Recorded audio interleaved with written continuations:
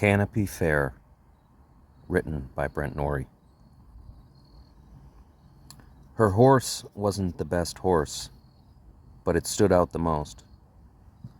They were just riding in circles in competition, but in the midday, early autumn sunlight, on a clear blue day, at the Darrowfield Fair, which felt unnaturally warm for the occasion, I sensed something more powerful than life itself.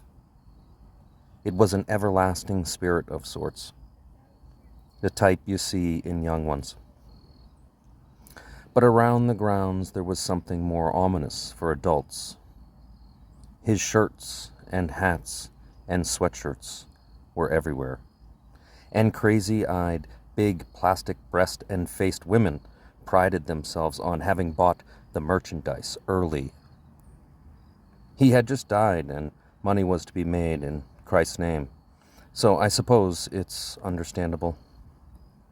I even saw shirts which the vendor described as selling out quick. Only 2 left. I laughed and walked and chose not to believe him. It was a sales trick, I said. Who could wear an alligator Alcatraz t-shirt in public? I'm getting ahead of myself, and as usual diverted in my thoughts with this strange mix of vulgar patriotism. I'd rather focus on the real story. Yes, sausage subs and bison burgers and pulled pork sandwiches are being made in close proximity to the same livestock being adored by fairgoers only feet away, then being consumed.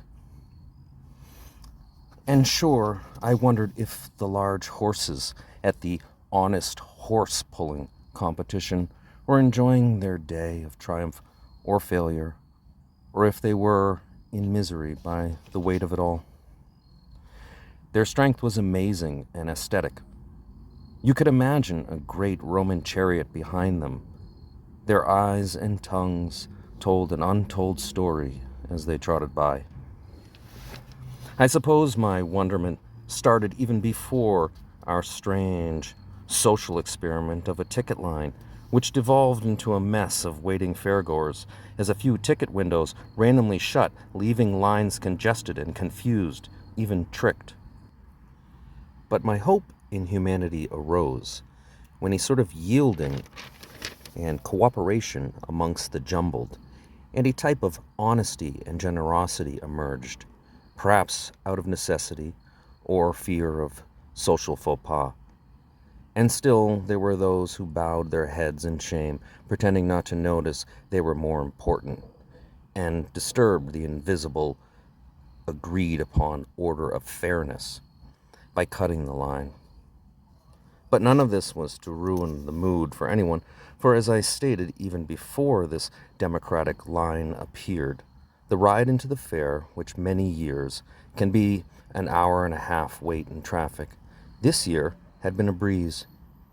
Now, as we return to the 2 heroes of our day, which was before the honest horse-pulling competition, where fingers and toes were always on the line in every pull, I sat with my annual Sam, Joe, and Ed's sausage sub covered in mustard, awkwardly trying to eat from my place in the stands.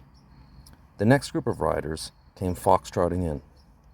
I didn't notice our heroine at first. I noticed her horse was different, and they rode different. I suppose it was the second time around I noticed it. It was her hand holding the reins, or lack thereof a hand, but still carrying on as one with her beloved horse, who was also carrying on undisturbed of their difference, with such a sense of ease and joy and courage and pride, the good kind. I thought of how she may have come by the horse. I thought of her family, her parents. Had they seen the joy it brought her and her ability to thrive in life through this? Had they worked many long hours to afford the 3rd-place horse, clearly underclassed, but built with the heart of many? I thought of her struggle and her will, and how she taught me such an important lesson in a single moment. Next was the bore of the tractor pull, and being too old for carnival rides and never having the stomach for them anyways, the time was approaching to leave the fair for another year. The traffic out would be longer than the traffic in. As we made our way through the exits, my last thought was of melted butter with cinnamon and powdered sugar on fried dough.